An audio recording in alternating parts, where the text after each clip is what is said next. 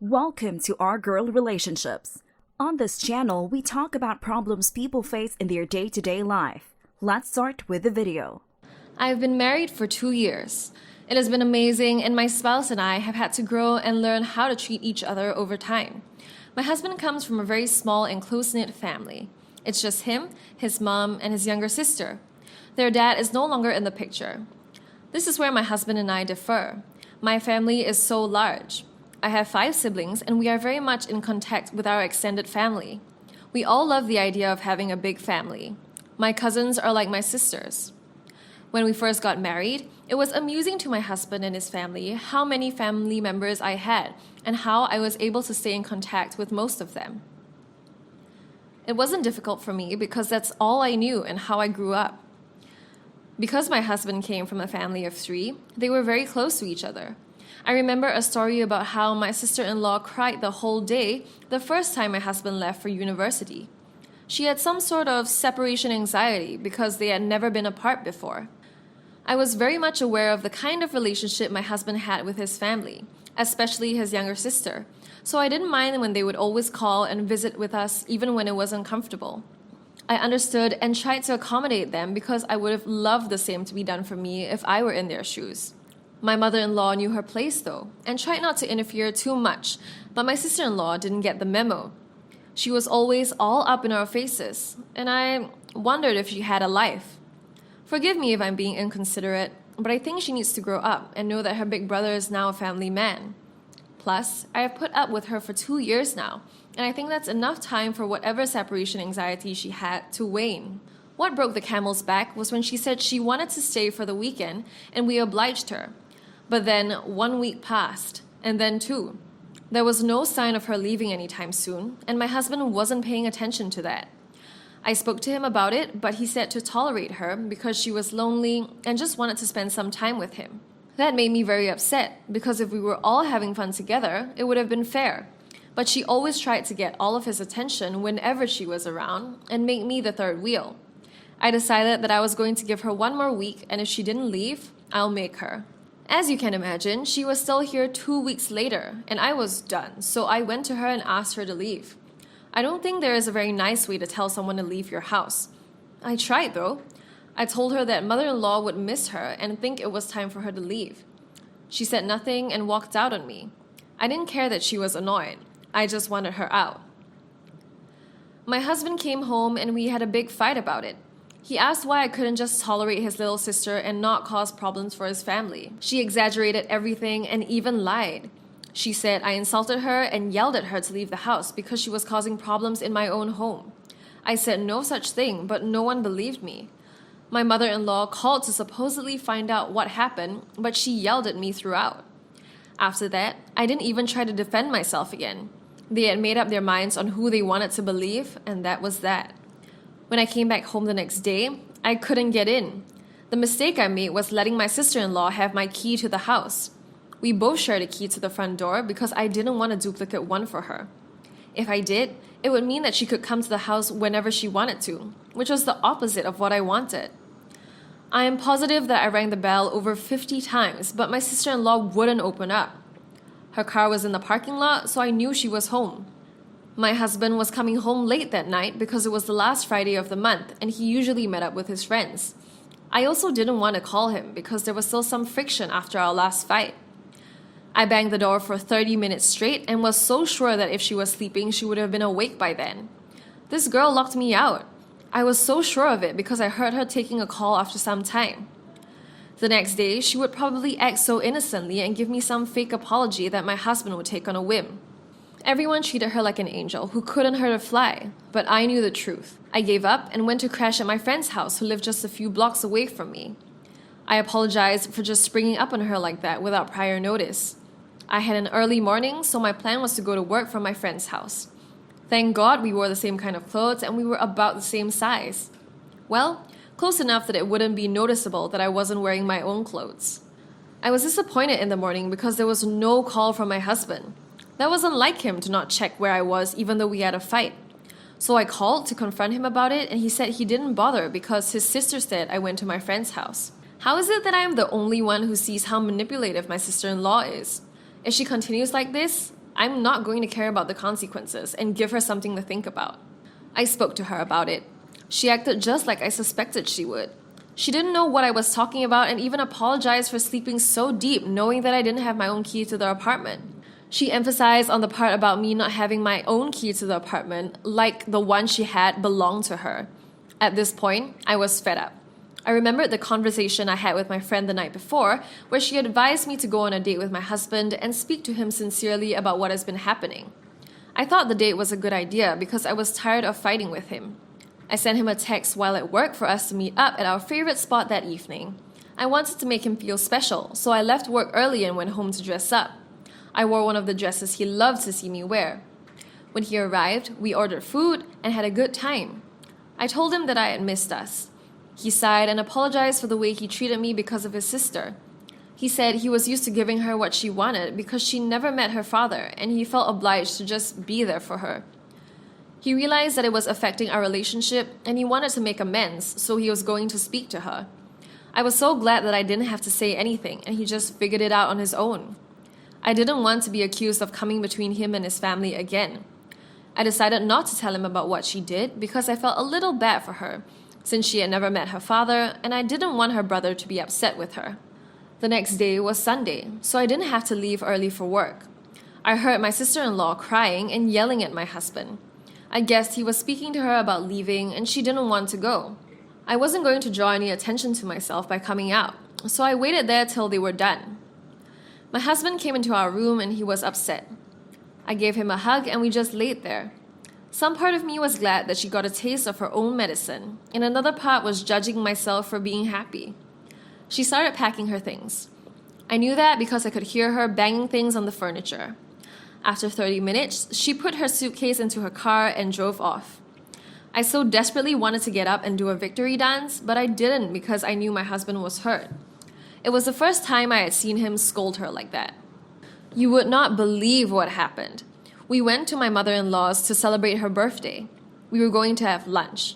At the table, my sister-in-law openly apologized to me and admitted that she had lied earlier and purposely locked me out of the house. I told her it was okay, but my husband and his mom were not having it. I could tell that they felt ashamed for not believing me in the first place. I was shocked but touched that she came clean, so I tried to make everyone feel comfortable again by brushing it off and saying it was in the past and I had forgiven them already. My husband kept apologizing for days and tried to make it up to me in so many ways. He even got me the Louis Vuitton bag I said I liked when we went to the mall. The first time we saw it, he thought it was too pricey. I reassured him that it was okay. I still collected my bag though. I loved how you handled your husband and you didn't file a divorce for irreconcilable differences, which seems to be the in thing these days. True love always wins. I'm rooting for you guys. I also have one brother, and I think you were a little inconsiderate of the sister-in-law. There is no way she could take away your husband. It's not like she could marry him. You should have just tolerated her. What harm could she really cause? Here's the next story. I, 30F, have been with my now husband, 39M, for 2 years, and we've lived together almost that entire time. He has 2 sons, 12M and 10M, who live with us during the weekdays and sometimes weekends. His ex-wife, Carmen, has custody on the weekends. 1. The boys have a complicated relationship with their mom. They felt abandoned by her, leaving the house right after the divorce. They went from a nuclear family to having one parent living an hour away and seeing her only on the weekends. Both have shared they feel their mom engages in favoritism. Her favorites are her kids from a previous relationship. On the other hand, she's fun and takes them to cool places and calls every other night, so she's definitely doing what she can in that regard and is a good mom. 2. Carmen is struggling financially. My husband and I are on the low end of the middle class. My 12-year-old son definitely feels guilty seeing his mom work such a labor-intensive job and the contrast between his life during the weekdays with us and weekends with her. 3. My 10-year-old calls me mom, and my 12-year-old calls me a nickname that means mom in another language, but saves mom for his birth mom. I honestly love them like they're my own and have embraced the mom life. I'll keep the rest short. Carmen doesn't like me, but nothing dramatic has happened. Just general bad vibes. I tread lightly here because 1, she is in a tough position. It's not her fault that she's in a different financial position or that she had to move out of the house and to a more affordable area, whereas my husband didn't when they divorced. 2, I have a great relationship with my mom, and I'm always in disbelief that the boys love me like a mom. I'm afraid she could easily turn them against me. She's their blood, and I'm not. My husband and I have been planning a big trip for a while. My husband told Carmen this several months ago so they could start getting the boys' passports ready. Carmen initially agreed, but once she found out more about the trip, 3 weeks in Italy, hitting all the main tourist traps, all that stuff, she flat out said no, just refused to even talk. I got frustrated and called her, and she basically said, "I'm their mom and I don't want them to go. That's it." And I said, "Really? This is an experience for them. It'll be amazing. Why don't you want your sons to go experience this?" And she cussed me out and said, "No, they're mine, so they can't go." When the boys asked me for updates on the trip yesterday, I told them that their mom said no. I didn't sugarcoat the nonsense like I usually do to preserve their relationship. They were shocked. They've never seen me directly call her out. Both boys were really upset with your mom and said, "Why does she always do stuff like this?" And they're disappointed. My husband feels I shouldn't have told them, and obviously Carmen is going to be pissed this weekend when they go to her. Not the a-hole. Assuming all you did was repeat their mother's refusal without coloring it. She has to own her decisions and how those affect the children. I'm more concerned that the boys responded, "Why always?" And I'm wondering what your husband would have suggested. A lie to preserve their mother's graven image? Who gets thrown under the bus? Not the a-hole. The boys specifically asked you and you answered honestly. I don't think it is your job to sugarcoat their mother's decision, especially if she didn't give you the reason. Carmen or your husband shouldn't have told the boys themselves or told you their plans for breaking the news. Since they didn't, they put you in the awkward position of having to tell the boys yourself, and now they think they have the luxury of taking it out on you for their own poor behavior? Not the a-hole. What else could you have said? I don't normally condone this type of honesty in split family situations, but Carmen offered no alternative instruction. And why should you make up a fake excuse that diverts the kid's disappointment to you? She was the unreasonable and uncommunicative one, and everyone has paid the price for it. Here's the next story. Hey y'all! Almost a year ago, I made a post here about an incident that happened more than half a decade ago, where I was most assuredly an a-hole. Long story short, I'd brought gifts for my niece and nephew. My niece was antagonized by getting a more expensive gift, so I bought my nephew a new laptop to the consternation of my niece and her parents, my cousin's sister, and her husband. Well, the same cousin's sister blew up at me just a couple of days ago, and it was only now that I thought of sharing this here. My nephew scored quite decently in the SATs and, to much of the extended family's delight, has been accepted into a prestigious university. He wants to be an anthropologist. That being said, my nephew's family isn't very affluent. They're not poor by any means, but even with aid, paying the tuition fees would require loans and certain sacrifices on their part. That's where I come in. I don't have kids, and my nephew reminds me a lot of myself when I was young. I told him a while back that whatever profession he wanted to pursue, I'd support him so long as he had the talent and competence. So, I have offered to pay his tuition fees so long as he'll get a part-time job to cover costs such as room and boarding and all of that. I want him to develop a strong work ethic and to ensure he knows the value of money, something I'm afraid he won't learn if I give him a complete free ride. My cousin's sister flipped. Not only is she demanding to know why I can't fully put him through college when I clearly have the funds to do so, and to be fair, she's right, I can, but is also furious that I didn't make this offer to my niece. My niece's ambitions to open her beauty parlor haven't changed, but she chose to put off going to beauty school in favor of working directly in a spa for the last couple of years, which she's still currently doing. My cousin's sister believes had I extended this offer to my niece before she took her SATs, she might not have taken a gap year and then gone to work.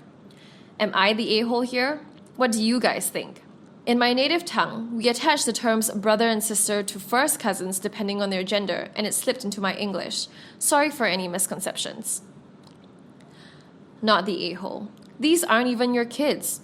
I think it's good, even when the parents do have money, not to pay every single dime towards college. The tuition is the most expensive part. You'll be fine paying for the rest. As for your niece, again, she is not your kid. I'm going to assume she's older since she's already working and the nephew is just getting ready to go to college. Why couldn't the parents help her out? I would imagine beauty school is way less expensive than a 4-year college.